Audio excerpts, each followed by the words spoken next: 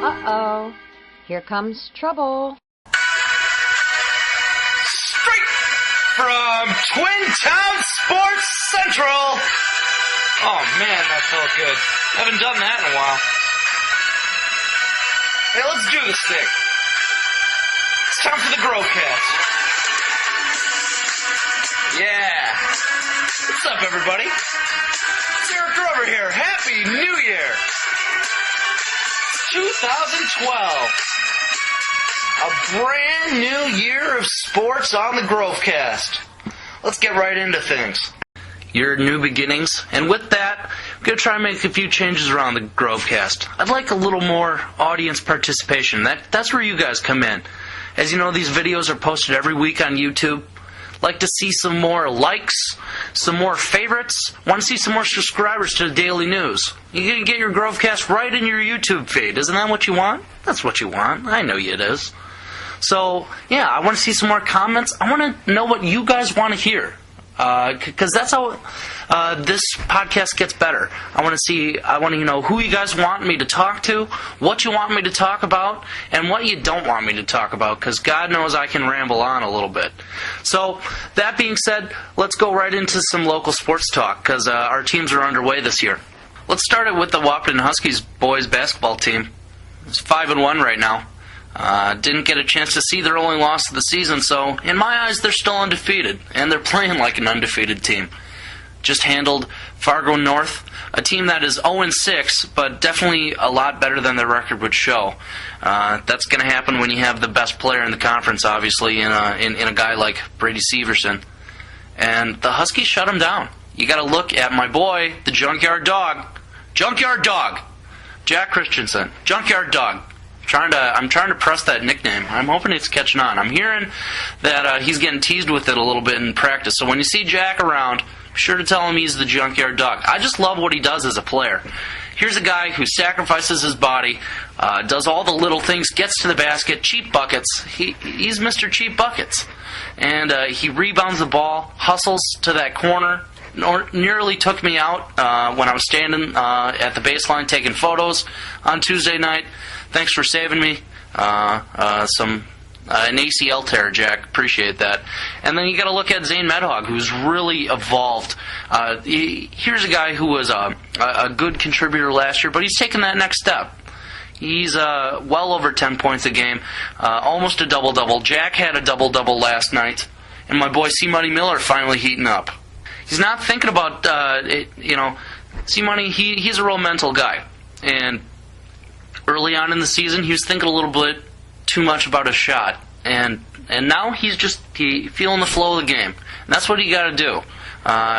Dropping threes, getting to the basket with that pull-up jumper, it's unstoppable. The Wahpeton looks really good right now. And they'll have a cupcake game here on Friday against Valley City, but after that starts the real tough part of the season with Grand Forks Grand Forks Red River and Davies is coming up, and all those other teams that are competing for the top of the EDC. So we're going to find a lot about this team in the next few weeks. And how about a little hockey talk? I think that would be a good idea. Got to start with my boy, Cody Bronson. Another hat trick for this guy. Even a shorthanded goal last night against Wilmar. And Coach Todd Dwyer is quick to point out that it's a team effort, though. These guys are working together. Down in the third period doesn't even matter. These guys have had several comeback victories this season, and that is a real telling point of a team that is taking the next step and has the maturity that maybe they didn't have last year. Great to see you guys. Hope you keep it up. Moving right along on the Grovcast, it wouldn't be a podcast, well, it wouldn't be nearly as special if we didn't have our good friend Miles Trump, Daily News reporter. Miles, Happy New Year. Happy New Year to you. Hey, thank you. I hope you had a good one. Yeah, it was great. That means a lot coming from a esteemed colleague and gentleman like yourself. Yeah, well, did you enjoy your holiday season? I did. Got to see a lot of people, hang out with friends, family, eat. I get to do all those things too. What a coincidence. Yeah, it's absolutely, it's a great time to be alive. But even more so because we have some NFL playoff action going on right now. That's correct. It's the best time of the year. Well, maybe not for a Vikings fan. Ooh, sorry. Yeah. I had to do it. Ouch. You know what? I've been really good. That was about it. Yeah, I've been good to the Vikings fans this year. Give me a break. But anyway, should we start with NFL playoffs or talk a little Bison? Let's jump in the NFL. Okay, let's go right into the NFL, where we have the wild card round coming up this weekend. And just looking at these matchups, which one stands out the most to you? The one that I would say I want to watch the most is Detroit and New Orleans. Yeah. I think it's the most interesting in my perspective. Why? Just because they have the most offense? Yeah, I like the offense. I like touchdowns. But I think Detroit finally made the playoffs. Finally. And to be honest, and I know you're not going to like this, but I like New Orleans to go to the Super Bowl. Well, I do too. Well, I won't say that I don't think they're the favorites, but they're definitely the only team that I'm really worried about as a Packers fan. Yeah. I think that's fair to say. I mean, do you hold out any hopes for the Lions at all? Not really, but I think it's a tough game for the Saints. Yeah. Because the Lions, as we see when they're clicking, are good. Yeah. I mean, all they have to do is throw it up to Calvin Johnson. I mean, exactly. That's what they did in the early weeks. Remember when we talked after week 4, and it was either you or Landon that asked me who my MVP was of this. Yep, I was there. Yeah, and it was Calvin Johnson at that point. And then they kind of got away from that, just throwing it up to him around, inside the red zone. Why did they get away from that? And why don't they just go back to doing that? Yeah, I don't know. I think their whole team kind of lost focus with the Ndamukong Suh issues. And do you really think that was that big of an issue? Well, losing him was. Losing him, okay. But I don't know. I think they just got a lot of media attention that wasn't about their actual playing. Speaking of a lot of media attention about their actual play, how about the Broncos hosting the Steelers? I can't believe the Broncos made the playoffs. It's unbelievable. Well, I guess someone has to win a crappy division like the AFC West. Yeah. I think the Steelers will destroy them. Yeah, they'll smash them. The Broncos. I mean, their defense is good, so they got that going on. But Tim Tebow doesn't really seem to be getting any better. Now remember, the Steelers lost Mendenhall for the season. That's a big factor, yeah. That changed things, actually, for them offensively. And Ben Roethlisberger isn't 100% coming off injury, so the Broncos might actually be able to hang around. But I take the Steelers. Yeah, I'd take them by 10, Steelers, right? Yeah. Minimum 10. There's going to be, Tim Tebow can only score 7 points at a time, so when he gets the ball down 10 with 3 minutes to go, it's over. It doesn't matter. Exactly. As long as Ben Roethlisberger stays out of any bars on Saturday night, I think he'll be fine. Now, here's the one I don't know what to think of. Okay. Atlanta at New York Giants. Now, why are you so confused about who to take there? Because both of those teams just lack consistency. You never know. Out of the Falcons, you're going to get the run game, but you never know if lately the passing game has been there, but you never know what you're going to get. Well, I think the Falcons have been coming on strong lately. They scored 45, 48 against Tampa Bay last week? I look at But that's easy to do. Right. I look at the middle of the season, and the Falcons were throwing the ball, and they lost a couple of games in the middle of the season. And it looks like they really got away from their run game. Mm-hmm. And then sort of went back to that as their focus, which they should. Because Michael Turner is awesome. Right. And then with the Giants, I never know what Giants team is going to show up. I don't know if it's going to be the playoff Giants or if it's going to be the turnover, don't really care. The wins, the lose 6 games in a row Giants? Yeah. I never know. They're always just a shaky team in my opinion. The Giants will always have that road playoff run where they went through everybody, including the undefeated Patriots for the Super Bowl. But I don't see the Giants ever winning another Super Bowl as long as Eli Manning is the quarterback. Yeah, and that's nothing on him. Well, I guess it is something on him. He's just not an elite quarterback. Yeah, I think he's improved, definitely. Yeah. He's improved his play. Well, he's got better. He's got some receivers now. Exactly. Outside of the Packers and maybe the Saints, I'd say that he's got the best receiving core. Yeah. Victor Cruz has come out of nowhere. Yeah. That was a pretty strong fantasy pickup for me. I bet. I was loving some Victor Cruz. That 99-yard touchdown. I was just watching it, and because it was while I was on vacation. I was just watching. I just started laughing. I was like, "That's awesome! Thank you for that. That's 15 points right there."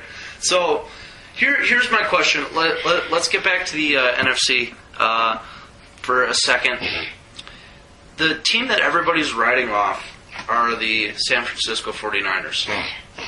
And everyone's been writing them off all season long, and yet they still got 12 wins. Was that right? Yeah. 12 wins. And don't you think that they're going to be playing with a chip on their shoulder? Does that mean anything? I think they've been written off all season, so they're in that spot. Like so they're still there. Welcomed it. They know that they're the underdog. Yeah. And even though they're the number 2. Exactly. Yeah. They know that. Like you said, they just welcomed it. Yeah. It is what it is. I think they probably feed off that a little bit, too. I think it'd be awesome if the 49ers went deep into the playoffs. Do you think it's possible that they can beat the Saints? Maybe if they play in San Francisco. Where are the points? Well, that's where the game would be. Right. But where are the points going to come from? Frank Gore? That's the question, is where are the points going to come from? Yeah. But their defense allowed 1 rushing touchdown in the regular season. That's ridiculous. I've never heard of that before. That's crazy. Well, they were playing some rather bad competition in their division. But, I mean, at least it wasn't one of those years where the Rams got in last year with a below 500 record. Right. Was it 500 or below 500? I don't know. I don't remember. It was right there. But, anyway, so let's move on to the just your picks in general. Who are you thinking your NFC and AFC championship matchups? My the championship game matchups. Yes. I want to see Saints and Packers. And well, that's what it's going to be. I don't see how there's any way that any other team can get that far. Can get past them. And in the AFC, I think the Patriots will be there, and I don't know who the other competitor will be. Well, who are you thinking? Baltimore? Maybe. That's another team. I think it could be. Yeah. I don't really like Baltimore that much, but they've shown they had playoff poise and experience in the past. So maybe Baltimore. Yeah, when they won a Super Bowl 10 years ago. Wow, yeah, that means a lot. Well, I guess with the Ravens, half that team, half the defense was on that team. Exactly. So I guess that does mean a little bit, but yeah. I don't know how Baltimore keeps on doing it. They're so old. I mean, yeah. Well, they got a young quarterback. Why doesn't Ray Lewis break down? I just don't get it. He doesn't drop off at all. It doesn't make any sense. I don't know either. He must be on steroids. Maybe. He must be. It's the only explanation. He's been getting them from Ryan Braun. Yeah. Don't even start. But, yeah. So, Baltimore, the Texans have no chance because they don't have a quarterback. Right. And Pittsburgh... Do they have Andre Johnson even? I think they do. They do have Arian Foster. I do want to say, though, that I think the Texans healthy are a really good team. It's about time. It only took 12 years of first-round picks to do it. Yeah, so it's about time they got a couple decent players. But realistically, you got to think Pittsburgh's going to smash Denver.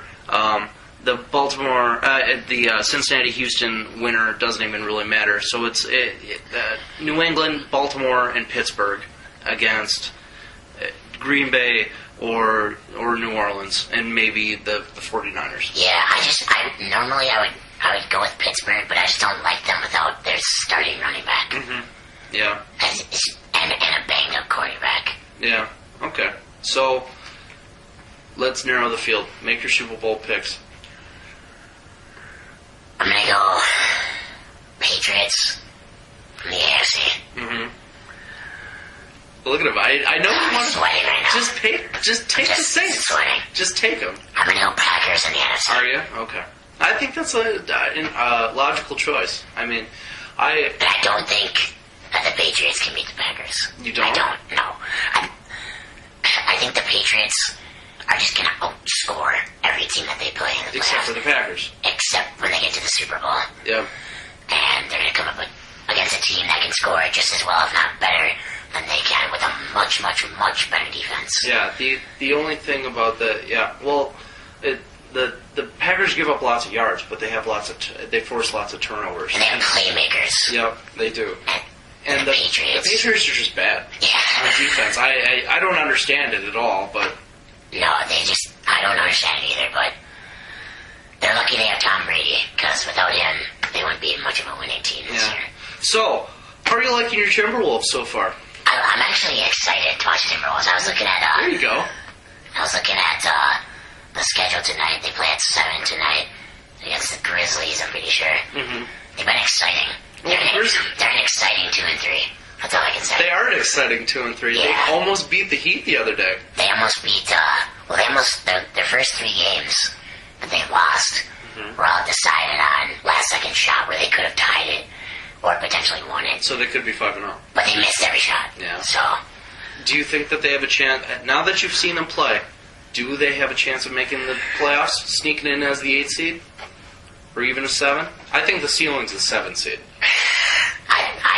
Do you think the ceiling's higher? No, I would say the ceiling is the 8 seed. Okay. But they're exciting. Yeah. I don't know. I'm not bold enough to say that they have a chance of making the playoffs. But I think that they can surpass the 20 wins that we predicted at the beginning of the season. Yep. In one of our Grovcasts. Yep. So are you willing to admit that, or say that Kevin Love is a superstar now? No. I don't think he's a superstar. I think he's a very, very good player in the Timberwolves system. Yeah. But I can't picture Kevin Love going to New York and doing the same thing he's doing Why? in LA. Why does that make any difference where he plays? I don't get that. I don't know. I think he plays with the people that we have. Mm-hmm. We don't have... when I think about the rebounds that he gets, I don't see him doing that among a center like an Andrew Bynum or a Dwight Howard or something like that. If he has a big guy like that on his team, and why? Just because Howard would hog all the rebounds? Yeah, he would cut into rebounds. Okay. Points-wise, I think he can score. Yeah. But I don't know how much, if he's got a team of better players around him, I don't know how much he is a scorer on the team.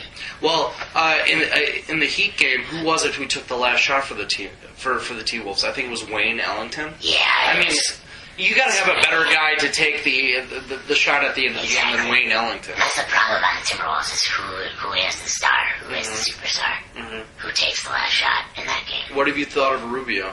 I love him. Actually, I love him. I told you he'd be good. I didn't think he'd be... I told you.